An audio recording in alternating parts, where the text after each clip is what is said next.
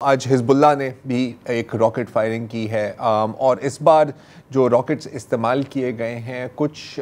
Civilian houses کو بھی گرے ہیں، جس کا مطلب ہے کہ ایک ایسکلیشن ہے، اور جو راکٹس استعمال کیے گئے ہیں وہ ایک نئے قسم کے راکٹس ہیں جو یوزلی ہیویئر اینڈ مور ڈسٹرکٹیو جو حزب اللہ کا نارمل آرسنل ہے۔ اس کے علاوہ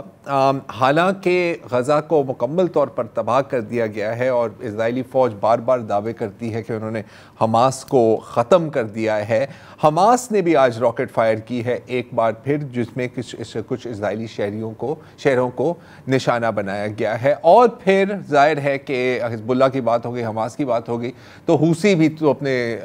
ایسے آرام سے نہیں بیٹھیں گے، تو انہوں نے بھی بیلسٹک میزائلز فائر کیے ہیں اور ایک بار پھر تل اویو کو نشانہ بنایا ہے۔ دوسری جانب اسرائیل نے جنوبی لیبنان میں ایک بار پھر فائرنگ کی ہے، سدرن لیبنان میں ایک بار پھر بمباری کی ہے۔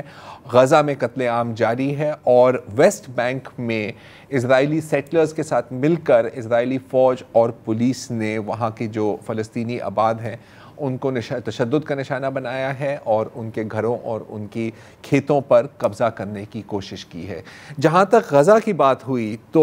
پچھلے ایک سال میں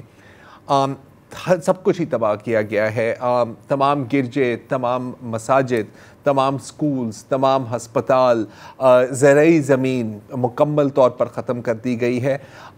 پانی اور سورج اور بجلی کا نظام ظاہر ہے وہاں پر ابھی ایگزسٹ نہیں کرتا، بیماریاں پھیل رہی ہیں اور لوگ بھوک سے مر رہے ہیں۔ جبھی بھی ایک نیا علاقہ ان کو مخصوص کیا جاتا ہے کہ جب آپ یہاں پر پناہ لیں تو وہاں پر بمباری ہوتی ہے۔ ہر ریفیوجی کیمپ جو غزہ میں ہے اس کو صفحہ ہستی سے ہی مٹا دیا گیا ہے تقریباً۔ جیسے کہ جبالیہ کیمپ کی اگر ہم بات کریں تو اس میں تقریباً 1.5 لاکھ پناہ گزین تھے جنگ سے پہلے، جنگ کو شروع ہونے سے پہلے، اور وہاں پر بار بار U S made 2000 pound bombs کے ساتھ بمباری کی گئی ہے، اور یہ بم اتنے ڈسٹرکٹیو ہیں کہ ان کا جو کریٹر ہوتا ہے وہی 40 فٹ کا ہوتا ہے، اور یہ خیموں اور گھروں پر استعمال کیے جا رہے ہیں۔ فلسطینی تو شہید ہوئے ہیں، لیکن اس کے ساتھ ساتھ بہت متس ہیں جو بھی میرا خیال ہے کہ غزہ میں دفن کیے گئے ہیں۔ ایک کہ مغربی ممالک اس طرح کی نسل کشی دیکھنے کے بعد کہیں نہ کہیں کوئی سٹانس لیں گے، ایسا بالکل کچھ نہیں ہوا۔ ابھی وہ سب تھوڑا سا اور تفصیل میں بتائیں گے کہ دنیا بھر سے کیا ریاکشنز آئے ہیں۔ دوسرا ہے ویسٹرن میڈیا کے بارے میں۔ اب ہم سب جانتے ہیں کہ مکمل طور پر غیر جانبدار کوئی نہیں ہوتا، لیکن جس لیول کا بائس ہم نے دیکھا ہے وہ شاید میں نے تو کبھی پہلے نہیں دیکھا۔ آپ لوگوں نے کبھی پہلے دیکھا ہو تو مجھے بتا دیں، کیونکہ میں تھوڑا سا اس میں ایڈ کر لوں کہ چونکہ ہم نے ویسٹ میں کام کیا ہے، جرمنی میں، برٹن میں،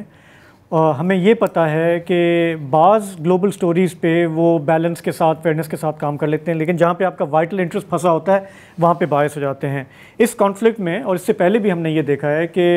اسرائیل اور فلسطین کے معاملے میں وہ بہت پھنس جاتے ہیں۔ جرمنی تو خیر بہت کمپرومائزڈ ہے، ان کی کوریج جو DW وغیرہ کی ہے، لیکن BBC جیسا ادارہ، اس میں ہم جانتے ہیں ایسے لوگوں کو جو بہت کرتے رہتے ہیں اس ٹائم پیریڈ میں، اور وہ انڈیویجول رپورٹرز تو اپنا فرض نبھا رہے ہوتے ہیں، لیکن ایز این آرگنائزیشن آپ بار بار فیل ہو رہے ہوتے ہیں، اور آپ پر جو اعتماد ہے لوگوں کا وہ اٹھ رہا ہوتا ہے۔ اور پچھلے سال میں ہم نے جو بڑے عالمی نشریاتی ادارے ہیں، جو مغربی ادارے ہیں، ان کو ایکسپوز ہوتے دیکھا۔ میں یہ بھی یہاں پہ یہ کہنا چاہ رہا ہوں کہ ہم نے جو یہاں پہ بیٹھ کے کوریج کی، اس میں ہم خود بھی بہت زیادہ ایک ٹراما سے گزرتے رہے، آپ سب سے زیادہ، because you were monitoring and leading the coverage, اور وہ کوئی مذاق بات نہیں ہے۔ مطلب میں اس کو کمپیئر نہیں کرنا چاہ رہا کہ آن گراؤنڈ کیا ہو رہا ہے، ہم بہت دور بیٹھے ہیں، سیفٹی میں بیٹھے ہیں، لیکن اس کے باوجود بھی اٹ ٹیکس اے ٹول۔ اور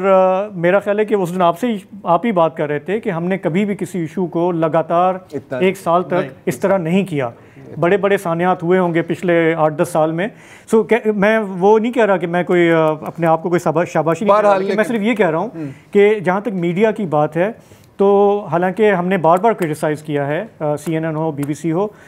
مجھے اس حد تک تو یہ بات سمجھ میں آتی ہے کہ جیسے ہم بھی یہاں پہ جب کوریج کر رہے ہوتے ہیں تو کہیں پہ ہم پھنس رہے ہوتے ہیں۔ آج ہم PTM کا نام نہیں لے سکتے، آج ہم مارنگ بلوچ کا نام نہیں لے سکتے، تو ہم پھنس رہے ہوتے ہیں۔ اسی طرح انٹرنیشنل میڈیا جب اسرائیل کا معاملہ آتا ہے تو وہ بالکل پھنس جاتے ہیں، اور وہاں پہ بھی لوگ آئی نو پیپل جو اسی طرح کوڑ رہے ہوتے ہیں جیسے کبھی کبھی ہم یہاں. آپ نے جن لوگوں کا ذکر کیا تو ابھی میں الجزیرہ جزیرہ کے لسننگ پوسٹ پروگرام ہوتا ہے تو میں وہ دیکھ رہا تھا ابھی شو سے پہلے، جس میں انہوں نے ایک پورا کیا 10 صحافی ہیں